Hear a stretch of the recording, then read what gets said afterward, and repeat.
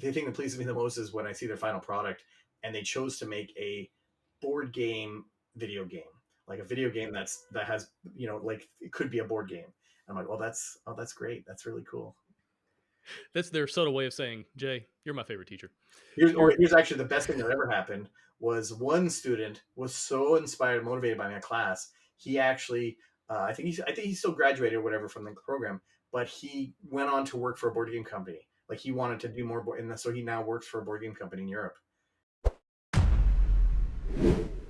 So, Jay, since you were on the show last, which it's been a little while, you've been super busy, and you've got some really cool things that you have brought into the marketplace. Some amazing games that have gotten amazing reviews. You've run pretty massive crowdfunding campaigns with mind management. Like, I just want you to know personally, I am so excited for you. Like, I'm so glad to like been able to watch this journey you've been on of bringing these games to life, of having this very unique, interesting idea of like saying, hey, we're going to design games around comics, working with independent comic book artists and creators, and turn their comic ideas into board games and, mind management, Harrow County. You've got a new one, Manifest Destiny, that's coming out, which I've read that one. I'm super excited to check that out and see how you've implemented, because like I've read through the comic, like I really enjoyed it. I hope you do Black Badge at some point in the future. That's another one I really Good enjoyed. one. That's a good one.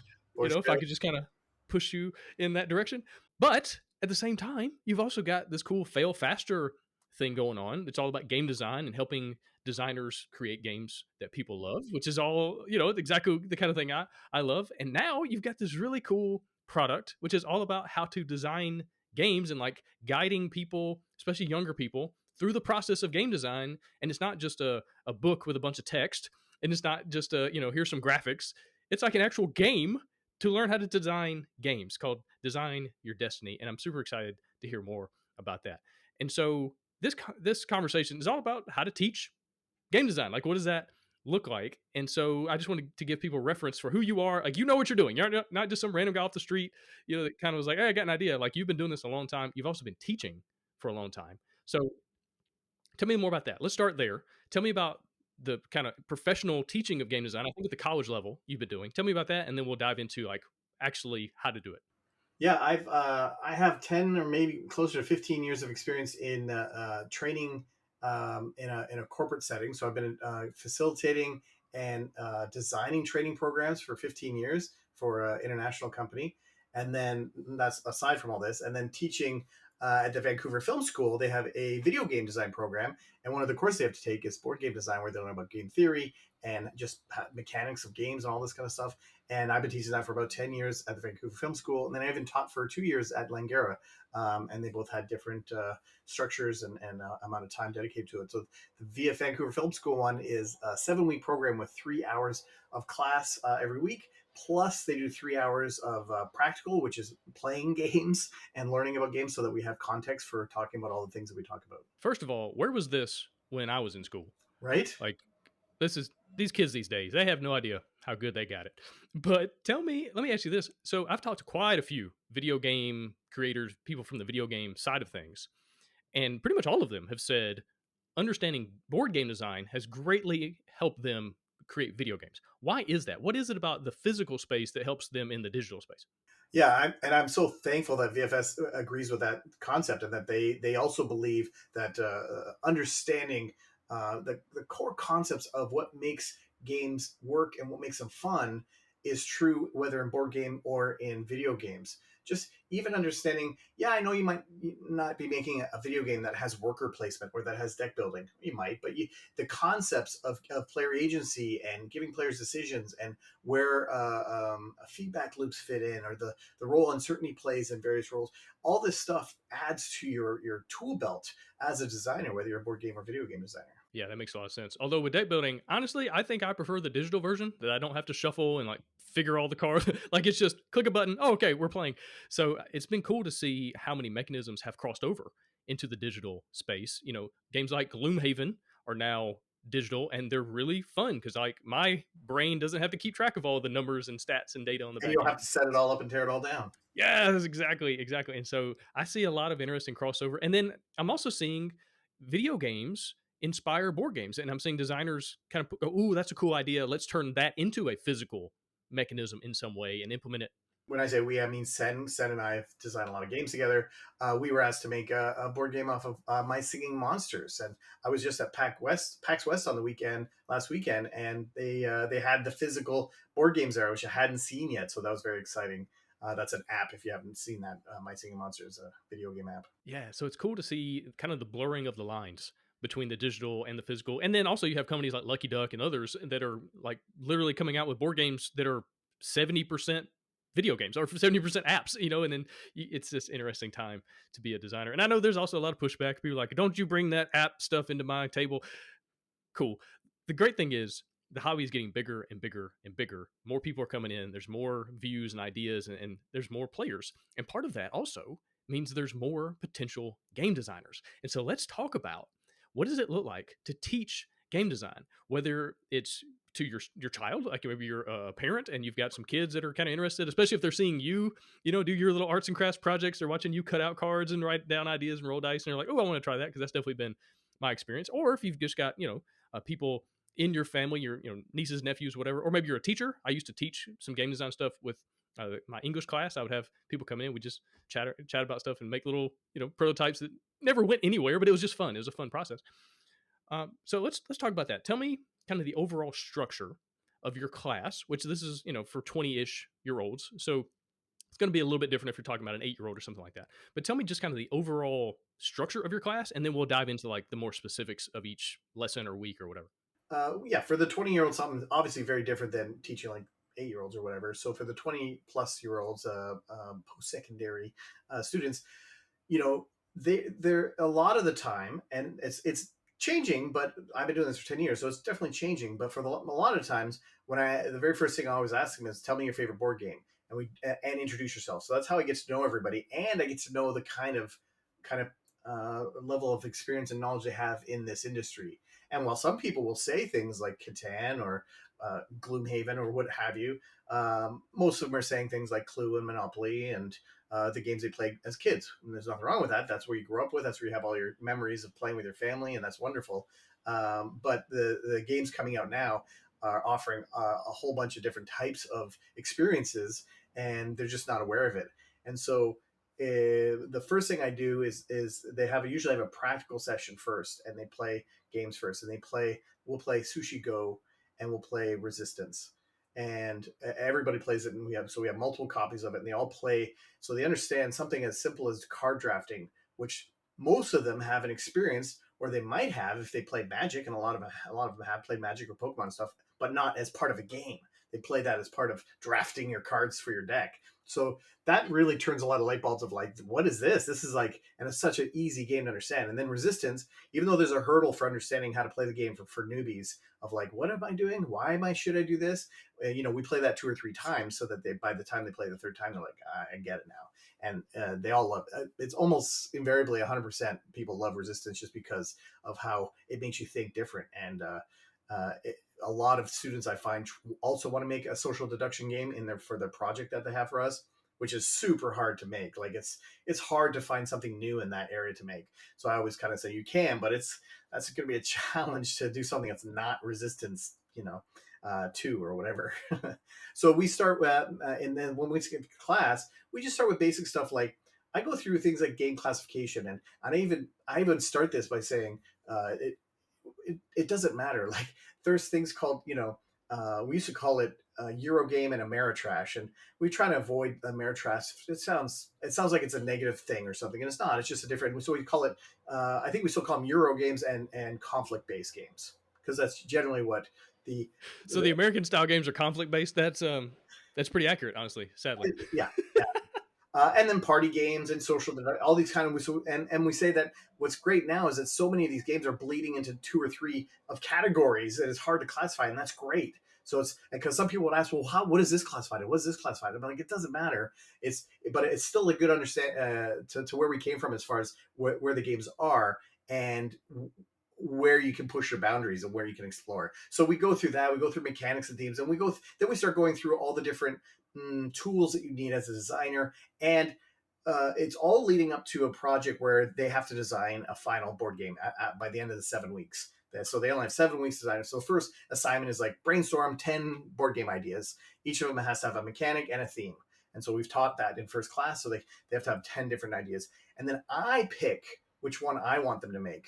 So out of that 10, they don't have a choice. That I picked which one they make, because I always want to pick one that is something I've never seen before. I'm like, well, this looks fun, and that looks unique and different, and that's great. And it's also achievable. Sometimes the scope creep gets so big that they want these grandiose ideas. I'm like, yeah, that's gonna, you only 7 weeks, but you don't have enough time.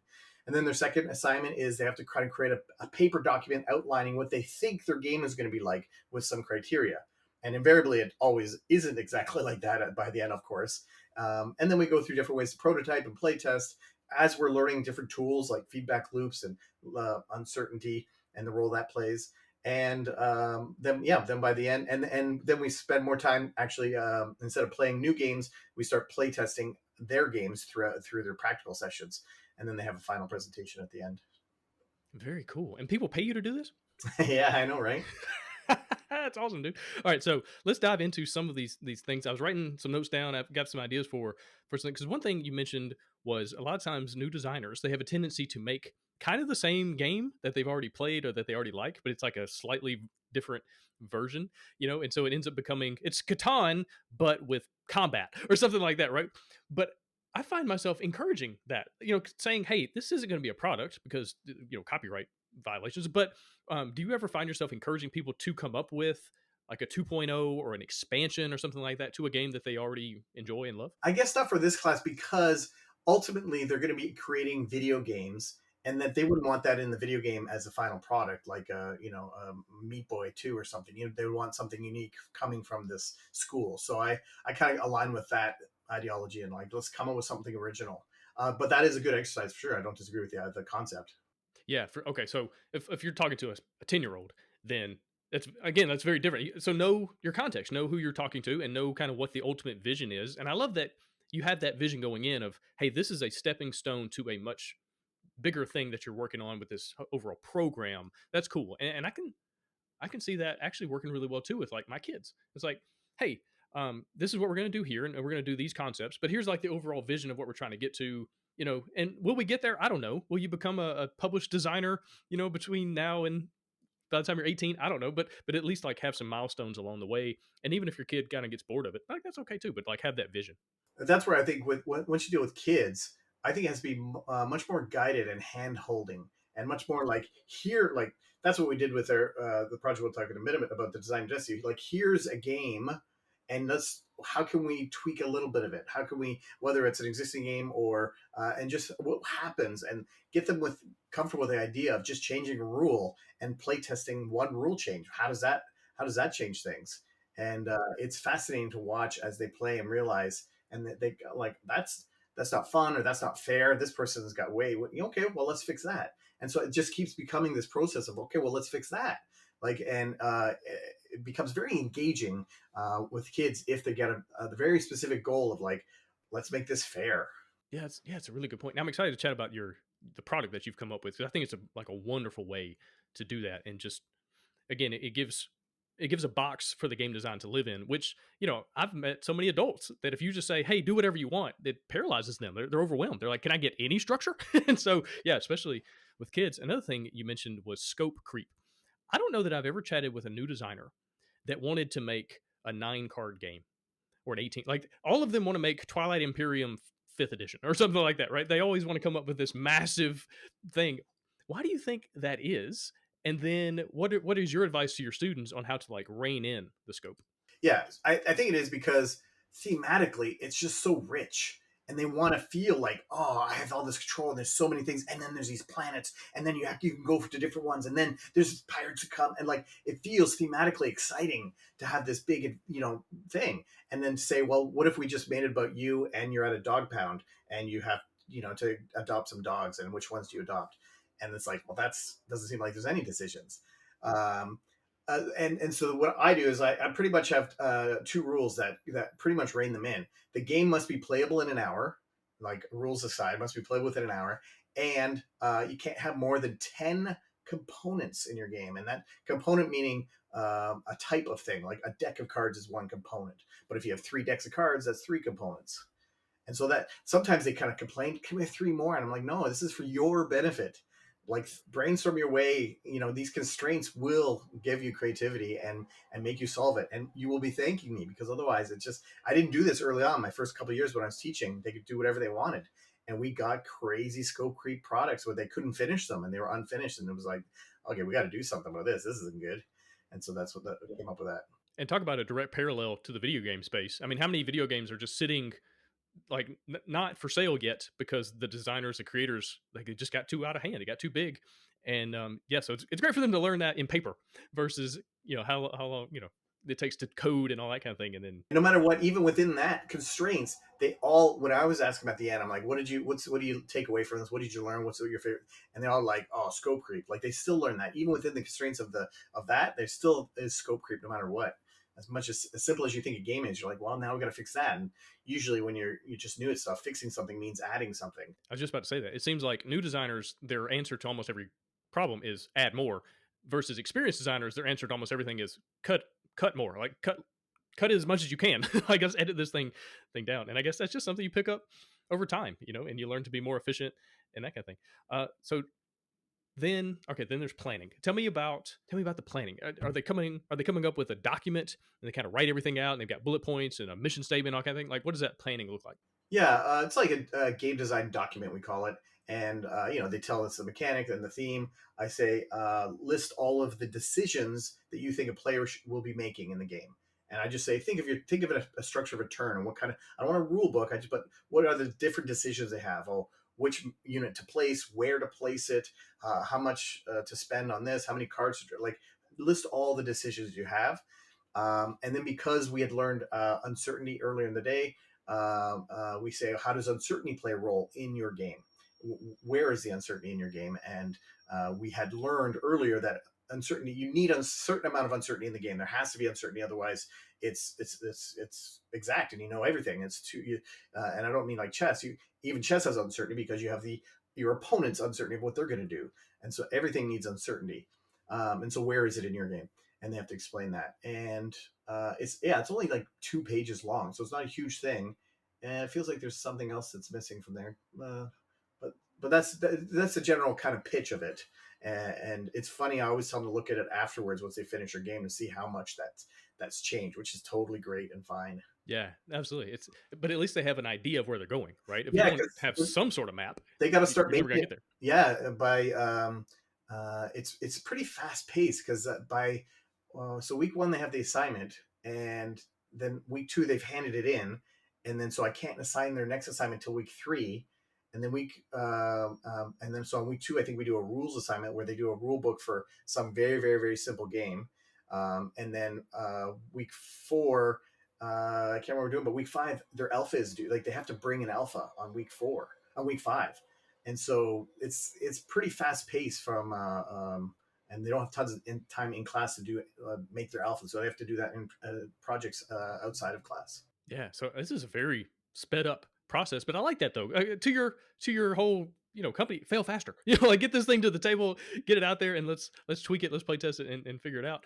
And I like that you're really focusing on that uncertainty, because I think that's something that gets missed a lot of times. Is we don't talk about it enough. And I had a great conversation with James Ernest recently, and he talked about how important surprise is in a game, right? And as a designer, you're creating these surprise moments that are also, they're not like out of nowhere. It's not like, oh, I didn't know that was possible and now I lose the game. Like, no, that's not fun. But these the box of, here are the possibilities, or here are the things that are certain, here are the things that are uncertain, and then the surprise that can come out of that. So I love that you're focusing on that. Is that like a new concept for a lot of these kids, like something for them that they hadn't really thought about? It is, well, when you break it down, because I break it down into the four buckets. You have uncertainty that comes from randomness, and then we call it input or output randomness, of where the randomness comes in relation to the decision you make. So input randomness happens when you get the randomness first, the randomness first, and then you make a decision. That's input randomness. Whereas if the decision happens first, like I'm going to attack Australia, then you have a rolling of dice for randomness and chaos, and you see what happens. You see if that happens or not. And they both have value, but there's a difference in understanding that.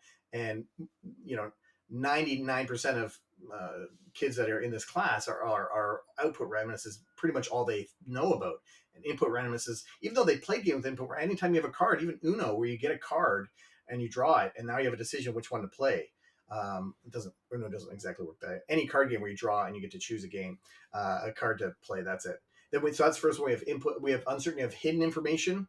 So anything that's hidden, even from a deck of cards or cards in my hand that I see and you don't see, or games like Clue, where there's hidden information from all players. So there's all different types of levels of hidden information. That's uncertainty, and obviously uncertainty from opponents. So any game you don't know what they're going to do, which should be hopefully most games, and uncertainty in your skill or performance, which is mostly going to be in dexterity-based games, where you have a certain amount of skill. Like, yeah, I know I want to hit the bullseye, but I can't hit the bullseye.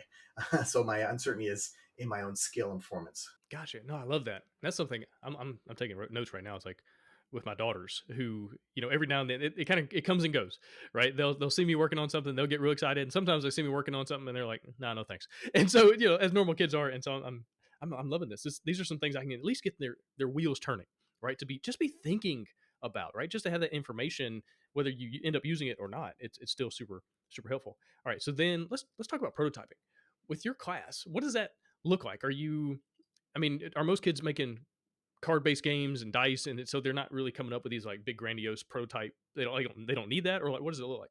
Like during the pandemic years, we all had to go online, and we were all doing tabletop simulator stuff. So that was for 2 years we had to do that.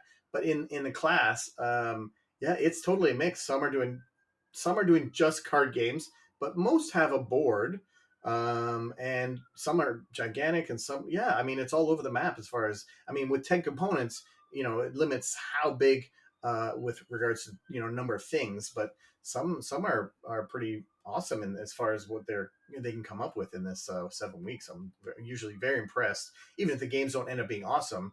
But the idea, like, even none of my games are awesome in 7 weeks. You know what I mean? Like, you got to judge it based on where it is in the timeline of, like, yeah, this is really cool. Here's what I would do if you're going to proceed this further. Here's what I would do to improve it. Blah blah blah. But great job.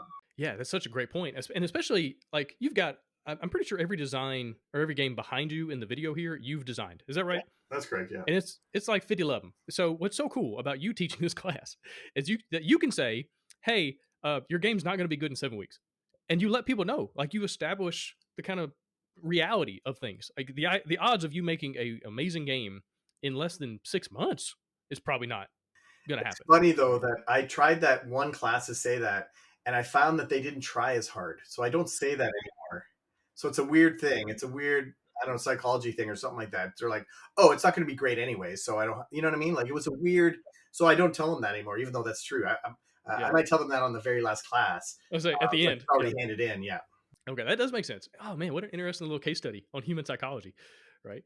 Um, okay, do you have any like specific prototyping tips or tricks or advice or anything that you give them that you might share here that would help people teaching? I mean, we go through the alpha prototyping kit, which is pretty much just paper, a some sort of cutter to cut things. No, we don't even say that. I even say cue cards, or paper, or whatever, and cubes and markers. That's all you need to make an alpha. Because with cubes you can make dice if you had to. If you don't even have dice, you can make cubes. And that's it. And once we get to the beta, then we're getting into, you need a printer and computer so you can make it look, presentable. It doesn't have to look great. We talk about that all the time. About, I know some of the people in this class are in here because they want to get into the artistic side of video games, not necessarily the programming side. That's what they want. And so I said, if that's what you're doing, and you have fun doing it, you can spend time making this look great, but it's not worth very much on your final. So you're not. I'm not encouraging you to spend a lot of time on the looks of it. But we talk about graphic design, and in the Langara course, I had more time than 7 weeks. We had 15 weeks, so we got to talk about user experience, user interface, and a little bit more about layouts and stuff like that. So that was that I get to spend more time when I was teaching that. And then stuff like Matboard. I like using Matboard personally for anything that's a tile. If I'm making a tile based game, I don't like using like cereal boxes for tiles, and sticking stuff on, because they don't butt up against each other. Whereas if you use Matboard, and I fortunately have, there's like I think it's called Urban Source. It's like a junk store nearby, and they'll always have all these the mat board where they cut out for frames, for picture frames, the insides of that usually are garbage because they just wanted the frame part, right? So the insides I can usually buy for 70 cents for this big piece of mat board that can usually do a whole bunch of tokens for me. So, and then I print on full page labels. That's what I do. They have access to a color printer, but not necessarily labels and stuff like that. So they might have to just stick it with a glue stick or whatever. Yeah, but I love the fact that you're saying, hey, at first, note cards, a couple cubes, a marker. Like that's all you need to get started because I think, especially for older gamers, like I haven't found this with kids. Kids are like, they'll just take whatever. They'll take some broken crayons and some lint out of their junk drawer, whatever, and they're making a game. But with older gamers you're trying to teach, a lot of times they want their prototype to look like a finished product. And then they spend so much time and effort and energy on something that then doesn't even end up making it to the next stage of playtesting, right? And so I think that's something to again just understand your audience because there's nothing necessarily wrong with that. Like I've talked to a lot of If designers you like that it, love, yeah, they love that arts and craft yeah, go for process. it. That's part of their hobby. All good, feel free. But if you're trying to bring a product to market in a relatively shorter amount of time, it's just something to think about. That's a way you can create some efficiency in your process. And I love the mat board thing. I hadn't thought about that. Like Hobby Lobby and Michaels are some stores in the States that I'm pretty sure sell that kind of stuff for pretty cheap because they do the custom framing as well. So I bet they have just the junk that they can't sell and normally Yes, and just go in that's there right. and say, hey, can I get it for Sometimes you free? even have it. In the past I did. I actually would go to framing stores and they would just give me their innards. Yeah, because I mean, they just you're gonna throw it away or recycle it anyway. You're saving them a step. They don't have to take it to the dumpster. You're gonna take it to your house.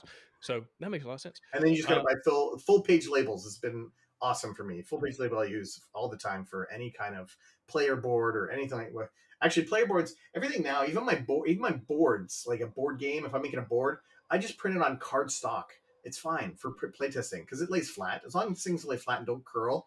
That's the one thing I tell them when they hand it in. Like, don't roll up your boards because we can't play when it's all rolled up. We can't unroll it. It just stays curled. Simple things like that. But I have to give marks now, which is silly that everything has to come in little baggies or something like that because a few times people to hand in and all their components are just loose in the box. I'm like, what is this? So I have to give marks just so that they hand it in tidy. oh man, that's funny. Yeah, I guess you don't have enough time to go into how to make a proper insert for your game. That's right. Gotcha. All right, so the prototyping. Tell me about playtesting. How much time is spent in class? Like, because I feel like playtesting in general, maybe the most important aspect of game design. Like so much of designing is the playtesting. But how much time are you able to devote to it in your class? And like, tell me some of the things that you're really diving into. Not a ton, unfortunately. So yes and no. So in the Langara class, we had more time, and we'd actually I would show them a game that I designed, and then I would fancy it up saying this is part of a game that I'm actually trying to pitch to publishers, and it's not. It's just some cheesy, stupid game, and I get them to all play it, and then I ask them for some feedback after playing it, and I'm walking around and I'm making notes about and observing things about what they're saying about certain things. And I bring that up. I'm like, I noticed a few of you were frustrated because you couldn't remember the end goal or you couldn't do this and blah, blah, blah. And I bring it up. Why is that? And I ask this. And I'm like, and so what did you guys think of the game? What are some things you liked? And I'll go through exactly, I'll model what a great feedback session looks like and asking all the right questions and follow up and all this kind of stuff and accepting all of the answers. Great. Oh, that's interesting. Fantastic. And then we'll then play test. I can't remember how I did it because this was a while ago now when I did it with the other college. But I don't think they had their own game, but it was their own game, but it was like a twist on the game War. They had to come up with their own version of War and add something to it. So just like add a decision to it or something like that. And that was what they had to write the rule book on was that. So they already had a game. So then they had to play test that game with some people and get feedback on it as if this was going to be a published game. And they had to go through the steps we went through and we had to kind of identify it. And so they got practice. In my 7-week class, we don't have time for any of that. So we go through, I just have to list it. Like here's how, what you have to do when you're playtesting, take all the steps about taking notes and all about how important it is to accept all feedback, even if you're not going to implement all the feedback. You have to accept it all because my goodness, playtesters are gold. They are absolute gold, and they're spending their time. Why? To help you. To help you. They're not there for them. They're there for you. And so whatever they say is to help you, no matter how they say it. They might not have the right way of saying it. And I know I have a playtester that I playtest all the time with, and he's ESL. And so how he says something sometimes feels like it could hurt because the way he's saying it. But it doesn't matter. It's great feedback. once you try to understand. And so we talk about trying to get to the root of the solution. If they're trying to offer a solution, maybe ask what the root of the problem is. What are they trying to solve? And I give some anecdotes about that, about how I've experienced that in my life. And because sometimes their solution might be weird, but if you understand what they're trying to solve, you're like, oh, you want more attacking in this merchant trading game. Why is that? Well, I just didn't feel like I was interacting with anybody. Like, okay, well, that we can fix. We can fix interaction with between players. I can add, what if we did this to interact with players? Yeah, that's something. He just went to attacking because that's his knowledge based and experiences games that have attacking in it, which I find in this age group. Adding attacking is often feedback that you get from this age group. How can this be more like Fortnite or League of Legends? Yeah. To your point about the negative, like the harsh feedback, one of the things I tell people all the time is if you receive, if someone says something, you're like, that kind of hurts. Just assume English is their second language. And I love the fact that your playtester English is their second language. And so it just kind of works out because I know when I was speaking Spanish down in Honduras, I only knew how to say things one way. There was no nuance. I didn't know synonyms to words. I knew one word to say about whatever it was. And so I'm sure I offended people without meaning to all the time, but it is what it is. So that's super helpful. Well, cool, man. All right. So do you also get into the productization of a game and like what it looks like to actually create a product and not just a game? Do you get to dive into that? No, because in the Gera one we did a little bit, but in this one we don't because it's not really the purpose of this entire program. Because they're not going to be making a board game and trying to sell it and pitch it, all that kind of stuff. So with my online game design program, I am going to be getting into that as a course eventually when I have time to create that program. Yeah, and that makes sense. Why you wouldn't want it's not in the scope of the class. That makes sense. But it is something I found with my own kids that I do talk to them about because one thing I really want them to have a knowledge of that I didn't was anything to do with business, anything to do with making products or marketing, or because like I came out of high school and really out of college with no clue about this stuff, mainly because the people like my parents, they didn't know anything. They were factory workers. Like they knew how to get up early and work hard and come home tired. Like that's what they did, right? But when it came to like entrepreneurship or accounting or marketing or any of the business stuff, they didn't have any idea. And so I had to learn it all on the fly, working with other people, finding mentors, watching YouTube videos, reading books. And so one thing I've really tried to do with my own kids is to stop and say, let me not just tell you what I'm doing. Let me tell you why.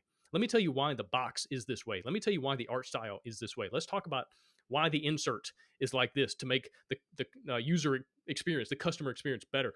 And it's been a lot of fun. And hopefully they'll remember some of it as they go. But I guess the deeper thing is I'm just wanting them to be intentional, to think, oh, there's more to this than just creating a thing. Like, yeah, if this is going to be a product, there's a million other things to think about, and they're just as fun. It's just as many cool problems to solve as figuring out the mechanisms, but it's a whole nother angle. But also to get them to think, I could be my own boss. I could start my own business and have that confidence because I didn't have that until I was probably in my mid 20s. If I can get them as teenagers to already be thinking entrepreneurially, already be thinking, how do I do my own thing, set my own hours, or do it and go, I don't like this. I like working for other people. I like a steady paycheck every 2 weeks. That's fine too. But at least to have that information Yeah. has been And just kind of a lot of how fun. old are your kids for context?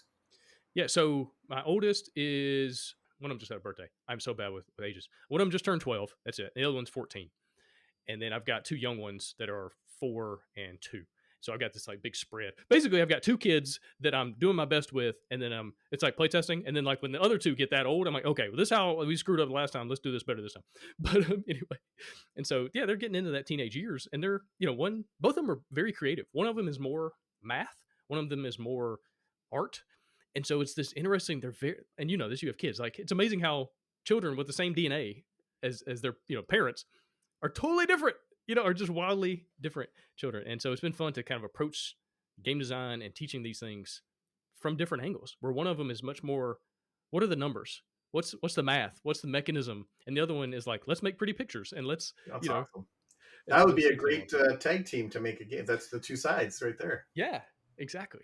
And so, and one of them is very much more business oriented. She can understand those concepts. And the other one is not. It's just not. It's not her wheelhouse. And so, yeah, hopefully they'll be able to, at the very least, be able to call each other up and say, "Hey, I'm dealing with this," and it's not my expertise, but I know your brain works in this different way. And to just have that, because I'm an only child. My brother unfortunately passed away, and so like I don't have anybody as far as like that direct sibling relationship. And so doing everything I can to kind of build it up. And that's another good thing about game design. I can have these moments with both of them where they're both seeing things from different angles, but we're all speaking the same language and we're all working on something. And it's again, it's a family thing. Like, it kind of brings you together to create something meaningful and something also like that is real. So often in parenting, it feels like, what's the fruit of this labor? Because you can't see it. You might see it 10 years from now. You might never see it. You might pass away before your kids like really come into the fruition of everything you've done. But when you're creating something together, you go through this process. It's like building a house. There was nothing. There was a piece of land. And then however many months later, there is a thing people can live in. Well, the game's the same thing. We had an empty table and then we throw some note cards on it and some dice and whatever. And we put some art and some files we found online, whatever. And at the end of this thing, we have a tangible thing we can play and have fun with and work on. So I found that to be really cool too. And I guess that maybe that's another thing. Let's talk about that. These young people you're working with, digital is one thing, but that physical, tangible, I can pick up the cards and hold them in my hands and I can shuffle them and I can roll the dice. Do you have any interesting stories or anecdotes where people are kind of like really gravitating towards that physical medium, like they're enjoying that maybe even more so than the digital stuff? I think it's just at the very least, it's because the barrier is so low to enter with board game design that you just, I don't know, you just need to be creative. That's the entire, skill set that you need to at least start. I'm not saying to be good at it, but to start, as opposed to video games of any kind. Like, there's so much you have to know, and that's why one of the very first courses I take is my course on board game design, because we can do it. We by the end of this course, like, you guys are game designers now. You made a game, like, you're game designers, and now let's go continue on your journey, and now you're going to become video game designers as well. Yeah. So I No think, special software, no special coding you had to learn. Yeah. yeah. So I think there's that aspect. Um, and what the thing that pleases me the most is when I connect with students when they're finishing their entire year at Vancouver Film School, and it's an intensive year. From what I hear, it's one of the highest rated video game design programs in North America or the world. I'm not sure, but anyways, the thing that pleases me the most is when I see their final product and they chose to make a board game video game, like a video game that has, like, it could be a board game. I'm like, well, that's great. That's really cool. That's their subtle way of saying, Jay, you're my favorite teacher. Or You're here's actually the best thing that ever happened. Was one student was so inspired and motivated by my class. He actually, I think he still graduated or whatever from the program, but he went on to work for a board game company. Like, he wanted to do more, and so he now works for a board game company in Europe. And it's like that. He's just, yeah, that's his. He's so excited about board games and the life that, not the necessarily life, but just the living around board. Like, so many gets, that feeling you had when you first experienced these kind of modern board games, and you're like, what is this world? Like, what is going on? These are awesome. Like, it's just such an exciting feeling if you're that kind of person, and you just go out and gobble up and buy a whole bunch of board games because everything's awesome. That's just such a great feeling. Yeah, man, that's awesome. It also has given me the idea. Like, I've met so many young people when I was teaching, or just in general, just church youth group, things like that. And you say, "Hey, what do you want to do when you grow up?" The natural question. And a lot of them say, "Oh, I want to make video games." Well, my response should probably be, "Well, have you designed a board game?" Because like, if they're 13, odds are they're not diving into Unity or like Unreal Engine or like whatever these things that you're gonna have to figure out, but they probably have note cards and some dice at home, and so encouraging young people, even if they do want to get into the digital, to start in the physical, and like, what does that look like and how can I support that, right? And no, that's cool. That's given me some ideas, because I can't tell you how many young people I've met who love Fortnite. They love League of Legends. They love these video games that they're diving into. And they're like, oh, I want to make that. Kind of the same thing you were just talking about. Like, you discover something that opens up a passion in you. You're like, oh, I want to be part of this in some way. I want to create this. And then encouraging them down that road through the physical medium first, to say, hey, Yeah, well, here's a way you can get your feet wet and start understanding mechanisms and right now, like, ways. right now. Exactly. Exactly. You don't have to wait.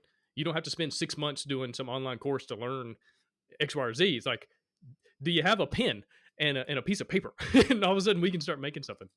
And that's something, going back to your Fail Faster game design course. If I recall correctly, you help people first design a roll and write. Is that right? Yeah, yeah. So it's we call it the intro to game design. So it's not like here's everything you need to know about game design. I I like a certain amount of hand holding in my in what everything I do from teaching perspective. I want because it's just too I, constraints I find is the mother of invention. Where when you just like here do anything, it's like I don't know what to do. It's too much. So let's kind of narrow it in. You can only do this. You can only use 10 components. And in this one, in this, it's like you have to make a roll and write. And so we learn about roll and writes. That way, I don't have to teach all the different mechanics and all the different concepts of moving and all these different things. We don't have to talk about that yet because it's just intros. We just have to focus on this, and it keeps it a nice, shorter, more contained course. And they walk away with a roll and write plus they get to spend time with me and I'll review it with them to give them feedback and tips and stuff like that. So it's pretty awesome. Yeah, it's a great way to do it because the concepts, like the core concepts of designing any game, are basically the same. Design, prototype, playtesting, like no matter what you're doing, Twilight Imperium or a button shy 18 card game, like it's all the same concept. So But yeah, something about your shirt is really yeah, eat, sleep, playtest, repeat, man. yeah. But that's it, and so yeah, I like that idea of saying, okay, we're going to constrain all the way down to this very simple medium of just a roll and write. You just need 2 or 3 dice and a piece of paper, and we're going to come up with some ideas because the concepts you're going to learn in this process will be the exact same concepts you use no matter what you do, whether you have 14 mechanisms all working together to create this 5-hour experience or half a mechanism creating a 10-minute experience. Like either way, same concepts. That makes a lot of sense. And what I was able to do, what I was able to do for that one is I was able to interview 10 high profile game designers about all the different things I teach during that class. And so each lesson has a nice little video afterwards of these prolific designers giving their opinions and about the things I just taught. So it's a nice addendum to each video, which is really cool. Yeah, that's a great way to do it. What are some other things, or what are anything else you want to bring up that you teach in your classes that would apply here? As far as someone listening to this, trying to figure out, okay, how do I? I've got my nephew, and I'd really love to spend more time with him, and I would teach him some of these things. Anything else you would say to that person? As far as the framework goes, like once you start talking like nephew and they're talking like younger, it's even more handholdy. So if you're talking that, but as far as the class goes, and maybe you're a bit older, um, I mean, I go through all the different tools, like understanding what feedback loops are and how to use them, and understanding what rewards, how to all the different from variable rewards to fixed rate rewards, and when to use them. If you're trying to train somebody on a behavior, what's better, variable or fixed? And if you're trying to motivate somebody, what's better, variable or fixed? And so we go through all these different, and we just kind of introduce these concepts so that you hopefully when you're designing your game, whether it's a board or video game, those things are like, oh yeah, here we should be using a fixed thing, or oh hey, here is where we should be using input randomness, or here, like it's just all these tools that you have to have as a game designer. So it's kind of introducing them to all the language of game designers, and getting into the types of decisions we talk about. We go through some kind of, we call them bad decisions, even though there's exceptions when they are good to be used. But we talk about obviously meaningless decisions, or no information decisions where you have no information to make a decision, or obvious decisions.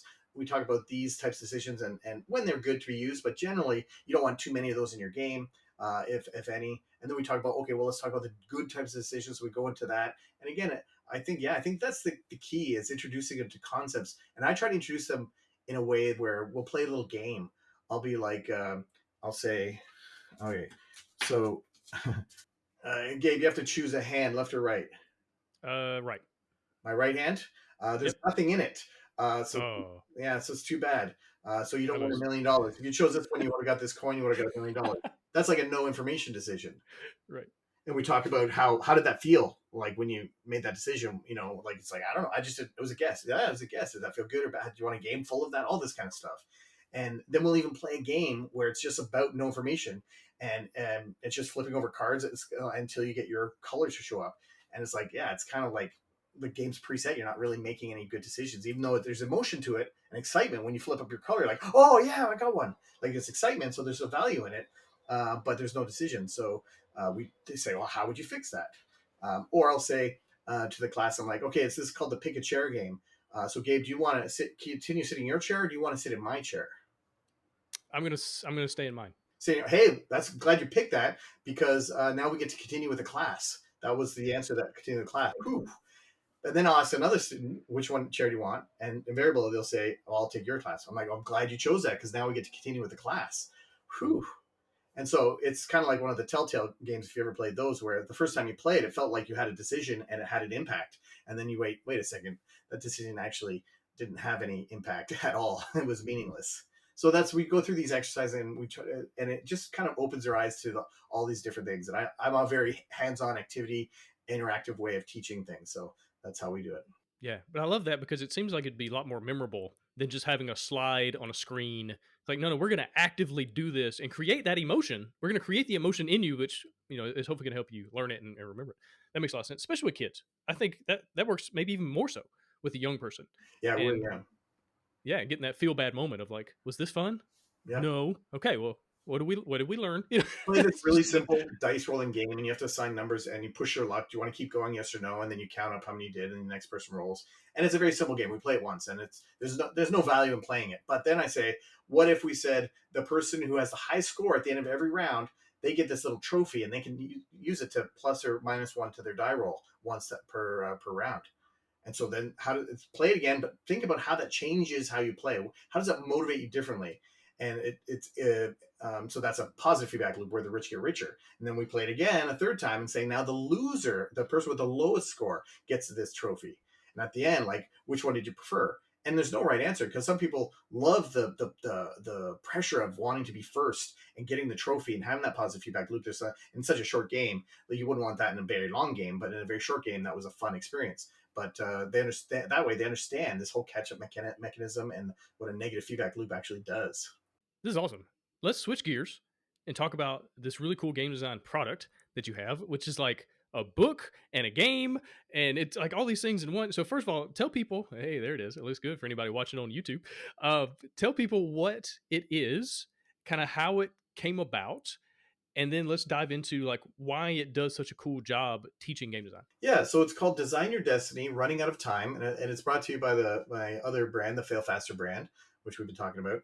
And it's a story, so it's a full on story. And I'm not talking like a paragraph and then you start. It's like a multi page, like on its own. If you just took out the story, it would sit on a young adult bookshelf. That's how big the story is, kind of thing. Is it like a graphic novel type story? No, it's a story. It's a full-on written Okay, page, text based. text-based story. And then every chapter there'll be a nice full-page image by Alan Orr, who's got this really wacky art. If you've seen the art for this thing, which is wonderful.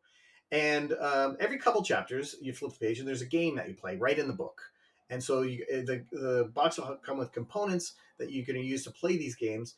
And they start off very straightforward and simple. So simple that the first one is effectively a snakes and ladders type, you know, clone or what have you, where you roll a die, you move. There's a few other things. It's asymmetric, so it's a little bit more complex than snakes and ladders because one player is trying to catch the other player because that's what's happening in the story. And so you're playing as the characters in the story running away from this guard. And at the end of it, you turn the page, and all of a sudden there's there's like not a book and not a game, and it's like, hey, that game was broken in some way. What the heck? What was wrong with this game? Did you list all the decisions you made during this game? And there's a spot for them to list all the decisions. And then below that, it's funny when I've taught this out to other kids because I've done this for homeschool kids, and they start saying how many decisions you made, and they're like, oh, lots. That's how their first answer, lots of decisions. Okay, and I keep asking like, what were decisions? Like how many or what were they? And eventually, one kid eventually was like, there were no decisions. I'm like, yeah, that's right. You made zero decisions in this entire game, and that really comes as a shock to some kids, where they're like, because that implies that's not right if you made no decisions. And the book walks you through this. It's like would it be more fun if you had decisions, and what kind of decision could we make? And we actually talk about some of these bad types of decisions, like obvious and meaningless and no information decisions, and to say, well, let's try to make some decisions. And that's the goal. You're given these tasks. How can we add a decision? And it isn't just like go. How do you add a decision? Go. It's like, let's look at the things we can change. And we list all the things. We could change what the dice does when you roll it. We could change the number of dice you roll. We could change the stuff on the board. Like you actually go back one space. Like you write stuff on the board if we wanted to. We could change how you move. Maybe it's not based on dice. Like, so we go through all those things, and then I don't give you the answers. I tell you, well, what would that do? Try it. And we encourage you to try, like, what do you want to try? And then even if that's still too much, I give you for the first game a sample. Why don't you try this? If it's still overwhelming and you don't know, try this. Try rolling two dice, and you have to choose one to do this, one to do that, and see what that does. And then there's comes even like a little playtest form. So you write up your little playtest form, and you can play by yourself as the two characters, or ideally you're playing with two different people, another person, your mom, your dad, your brother, your sister, or somebody else, a friend, to play with you in these games. And it gives you this five or six or seven different things, there's different tasks you could do at the end of each chapter of like, okay, can we make this game more fair? Can we make it more interesting for both players? Can we all these different tasks? As you earn them, you actually unlock these actual stickers that come in the back of the book, and you put them in the back page of the book. And effectively, what you're doing is you're fixing the time machine for the kids in the story. It's a time travel story. They got thrust into the future, and the time machine broke. Their time machine is in the shape of a book, and so it broke. But you are actually actively taking a role in the story by helping them fix it. And they comment on that a few times in the story, like, "Oh, it doesn't look as broken as it used to be, but it's still broken." And so you're actively fixing the book for them. And once you fix the entire thing, all 25 stickers, that's you unlock the last chapter. It'll be sealed, and you have to unlock it. So I've already seen some influencers who've talked about this already. You'll see this on the Kickstarter campaign in their videos about how just this gamification of the stickers really motivated some of the kids to be like, I need to earn more stickers because I want to unlock that last chapter, even though it's just sealed and you can open it if you wanted to. But that pride in earning it is awesome and just a wonderful thing. So that's kind of it in a nutshell. We designed this I designed it with Blaze Sewell. He actually came to me with a high level concept of just a book that had games in it, and just a general concept like that. And I wanted to, I said, well, it doesn't fit with Off the Page Games, my other company, because that's a comic. We base all our games on comic books, and like Fail Faster is about game design. So if we could do that, but then add game design teaching to it. So it was kind of an idea of his, and then I pushed my game design teachings into it, and we're like, yeah, that sounds cool actually. And so we've been working on it for about a year and a half now, and now it's out. It's on Kickstarter, and we're excited to see what people think of it. So far, the reaction to the concept has been like, "That's cool, that's neat," and any parent that's tried it so far has been pretty excited and happy about it. Yeah, that's awesome. It sounds like such a cool way to not only teach game design, but also just connect and have fun with your kids. You know, like all these things intersecting at the same time. And to your point, kids love stickers. I don't know what it is. It's a weird psychological thing. I want to see like a study on like what is it about stickers that draws children towards them. I don't know. My kids are the same way. They have thousands. They just have stickers just everywhere, and they just love these things. And so I can see how that's a nice carrot on the end of that stick to get a kid to finish the thing. How long does the whole game kit? I don't, Yeah, what do you call this thing? How long actually, is well? What do you call it? And how long does it take to finish? it's a good question. I struggle with what to call it when I say game box product thing. Like it's a boxed product. Yeah, it's like an activity. It's an activity box, I guess. It's a book and box all in one. And it's hard to say how long it takes because some kids will spend a lot longer on one game because they're really jiving with it and they want to try it again, and they want to try it again and tweak this and see how that fits. So it could, you could last like a week of playing this whole thing, or longer depending on how much time per day you want to spend with it. But one of the cool things that we're doing with this is it's coming with an educator version as well. So the educator version is not going to have the text boxes in the book at all. It'll be a separate book, and it'll have a workbook. So it'll say fill out section B3 in the workbook, and you go to B3, and you can then still interact with the book, but on a separate PDF workbook that you download, so that this is reusable in a school or a library or camp or club or whatnot. And then to top it all off, we're even offering, if people for a pledge level, it's an add-on, you can donate a copy to your local library, school, or club. And then we're going to ask you, if you're going to donate a copy, then go tell a local library or club to come to our site and click, I want my free copy. And they'll go on a list. And then, because I know how hard it is for libraries and schools specifically, they can't really do Kickstarters because of the red tape that's involved with that, or they're just not allowed. So this is a way for them to still participate and get a free copy if there's someone local that wants to donate it. Yeah, that's awesome. And that's, to your point, something I ran into with my board game design starter kit. I had so many teachers, they were like, I have to go through 17 different hoops to get anything, and there's so much red tape and all that. And so, yeah, making it as easy as possible. And I love that you made an educator version. If someone's listening to this and they're thinking, it's just not my thing, or I don't have access, like I only hang around with gamers and nobody, like I don't have kids, I don't have nieces and nephews. Well, you probably have a local library. you probably have a community around you that would really benefit from something like this. And so even if you're not the one doing the thing and teaching and playing the game and all that, well, you can be the one supporting, and you can offer up help to someone else, and at least just making people aware of this. And I'm excited, man. I told you earlier we were chatting about this.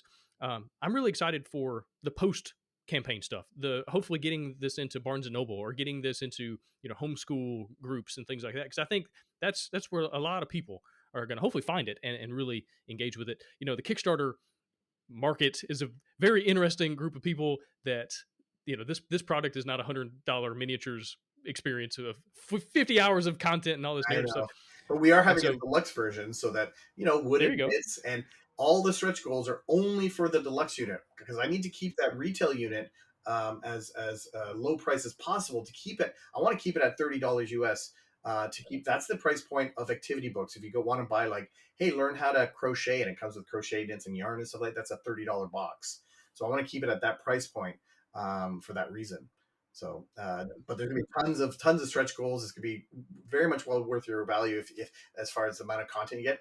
But the way we're doing stretch goals is you get to decide on how the stretch goals are unlocked. So there's this really weird interactive thing that we have these progress bars that are going up as the campaign goes. As we hit milestones, we unlock these gears. You'll see it on our campaign page, and as we earn gears, you can go on our campaign page, and there's going to be a list of stretch goals that are available. You can vote on the stretch goals you want, but just by commenting in the comment section. Oh, I want this, and you can vote every single day. We're going to say you can vote up to 3 things every single day, and we're going to tally them all up. And at the end of every third day, the first night we're going to do it, and then after that, every third day, we're going to unlock whatever is the highest voted thing that we can afford. We're going to unlock those. So I don't even know what the deluxe looks like yet. Oh, nice. But I love that you're gamifying the campaign, because I think that's a really cool way to do it, especially for this product, right? It's something I wish I had done a little more of with the Find the Fun book campaign I recently did, is finding ways to gamify the project and get people commenting and get people voting on things. I think that's a really smart way to do it. And you've done this kind of thing before in some of your campaigns. I think it worked really well, and I'm excited to see how you've kind of re-implemented some things and learned, and you're doing things a little differently too. Because I think that's, even if you're listening to this episode and you have no interest in anything we're talking about, at least go check out the campaign to see how Jay is doing stretch goals. Because I think there are some interesting things to learn that could apply to a lot of different games. Not game design, like, that could apply to that $100 miniatures based game potentially. And so some cool things going on there. But Jay, this has been awesome. Like we're saying, it's on Kickstarter right now. I'm looking forward to it. I can't wait to get my own deluxe copy and go through it with my kids. I think something that they're going to enjoy, and I'm going to enjoy it as well. Anything else? As far as, like, where can people find you? Any other games you want to shout out or anything like that? Yeah, it's mostly failfaster.ca. That's where you find all the information about me and my programs. And currently, when you go there, it's mostly about the online game design program that's available. So we're working on in the background on our websites to make sure we talk about the Design Your Destiny, as well as have a link to this site as well. So yeah, failfaster.ca, and I'm available on all the socials. But when I first started doing it, I think my Facebook is Failfaster Journal, which is, like, now in hindsight a little bit too precise, because it's now not just a journal, but that's what the Right. Facebook is. So I think Failfaster J is my Twitter handle. Nice. Well, Jay, thank you so much for being here, and good luck with the campaign. Hope it does really well. Thanks, Gabe. Have a good one.